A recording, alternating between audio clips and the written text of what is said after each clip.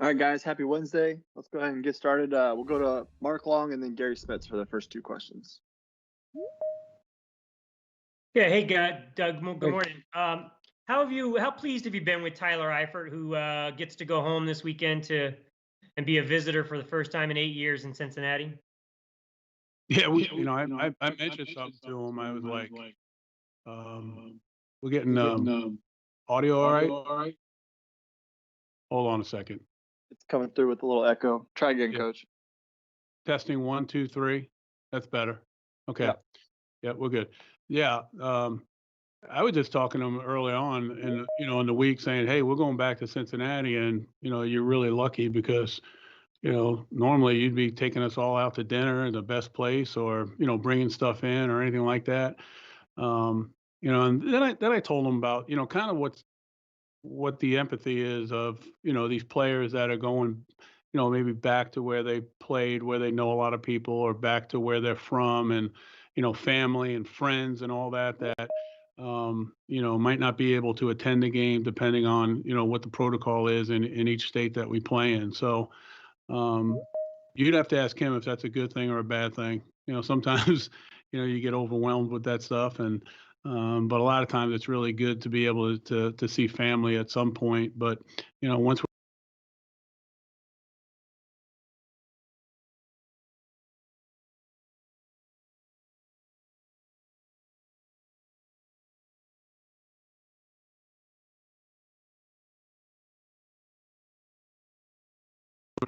how's that better? Can you hear me?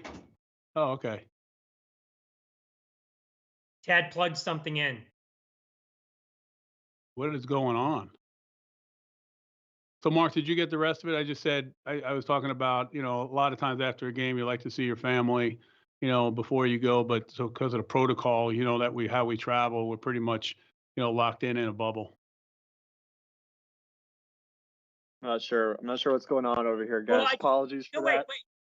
Wait, when you guys go on the road, the player who's going to back to his home city has to pick up meals, pay for something? Is that what you were saying? No, I'm just saying before all this COVID stuff, like if we went back to a place, that player usually knows the best place to eat. Everyone usually relies on them. Hey, where do we go? What's the best place to go grab something? Or hey, afterwards, the after meal, what to do? I mean, that, and I don't know if our team does that. That's happened a lot in my career. You know what I'm saying? Obviously, food is a big part of who I am. All right, let's go over to Smitter and then Hayes. Doug, how you doing?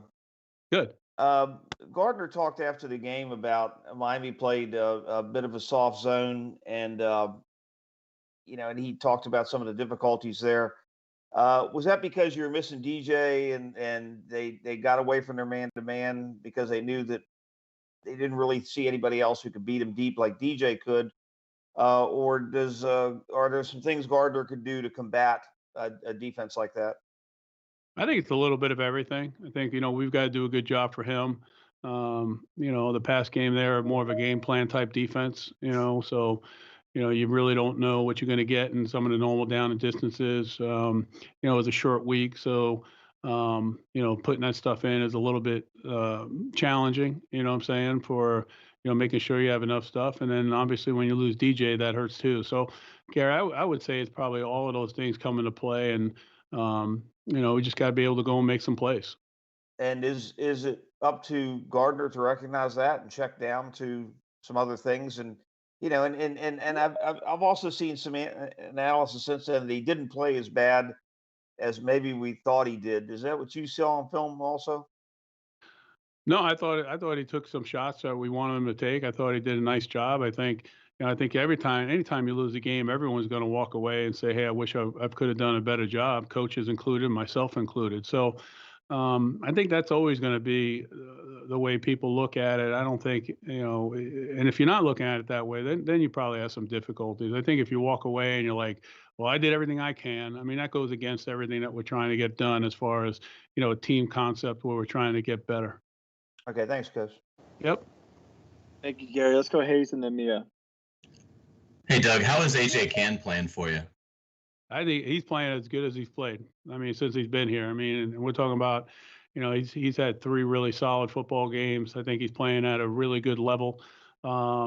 He's comfortable. He's overcome, some of the weaknesses that he may have had in the past, and has really worked hard to it. So, right now he's playing as good as he's ever played here. And week in and week out, he's going to be tested, and he'll be tested this week. I mean, they're really good up front. They have a good wave of players, that can play.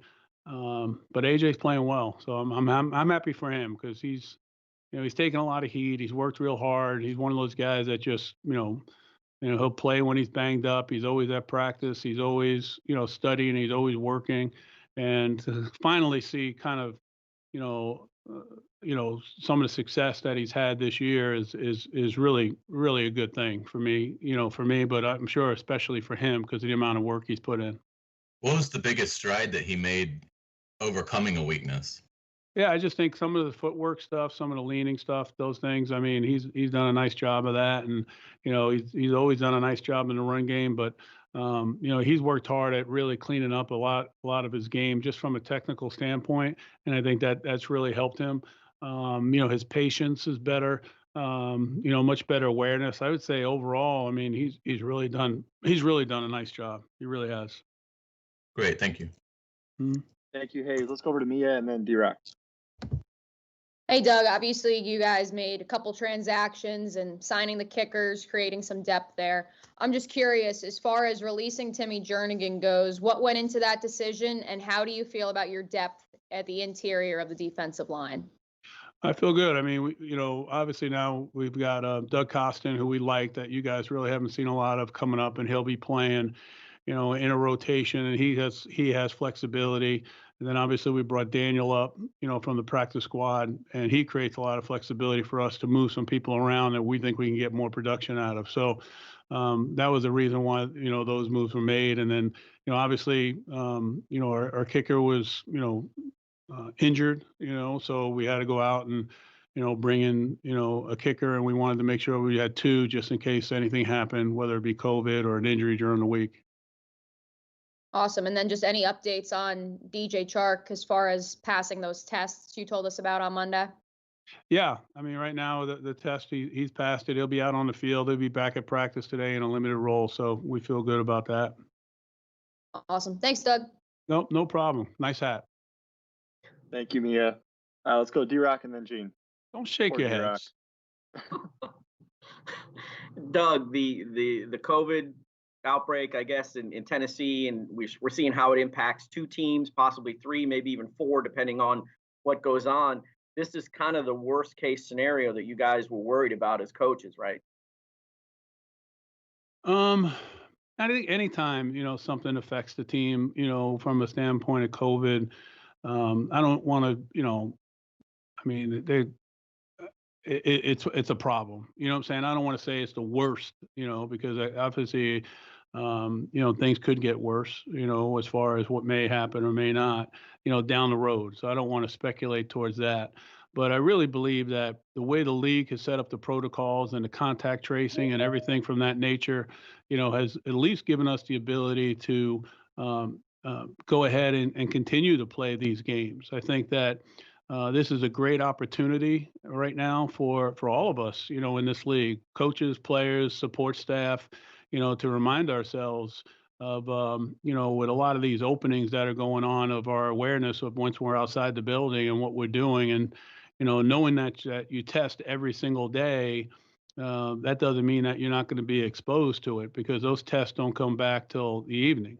So, that virus can incubate and go. So I think it was a great opportunity. We took the beginning of our team meeting today and really reemphasized, the protocols that have been in place, and hopefully that, something like this won't happen again. do you think the league should reevaluate and test on Sundays too, if there's a way to get the results back quick enough? Yeah, I don't have enough information on that, so it would be hard for me to talk about it. I think I just trust what the league does and the doctors, and it's also the PA people are involved, and there's consultants. I mean, there's a lot of smart people on that stuff that they know more than me. And like I said, I'm trying to do the best job I can for this football team, and have them tell me what the protocols are, and try to make sure that we abide by them. Thanks, Doug. Yep, no problem. Thanks, D-Rock. Let's go over to Gene. Oh, the phone is going off in here, Tad. Hey, Doug. Not my phone. Just hold on, Gene. I'm being distracted. Excuse me for 1 second. Okay, we're good. Sorry. I all right. apologize for Tad. Hey, Doug.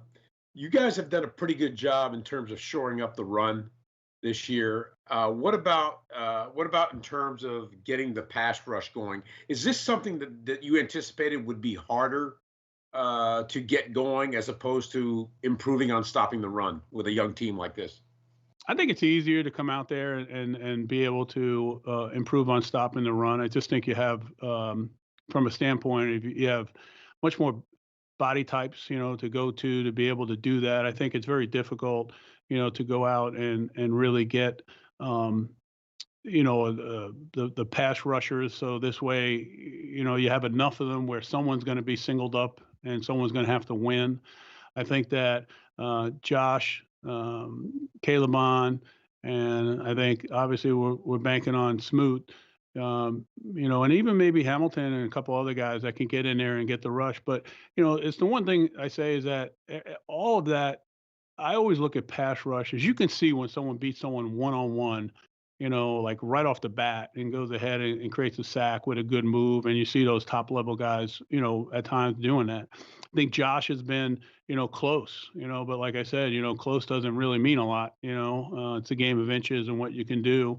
And Caleb Bonds has done a nice job, and he's getting better each week. But I think it's in conjunction of how do you create pressure on the quarterback. It's from both ends. It's from the guys up front. It's from the guys on the back end.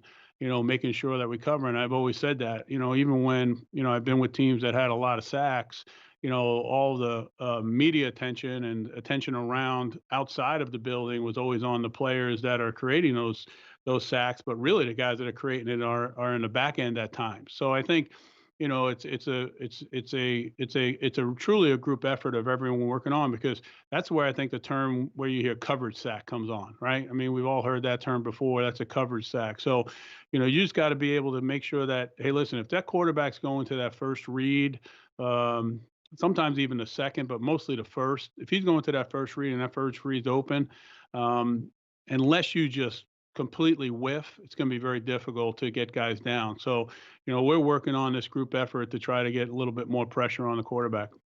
As a follow-up, how much do you think the lack of a pass rush in these first three games is also a function of having played three very veteran quarterbacks?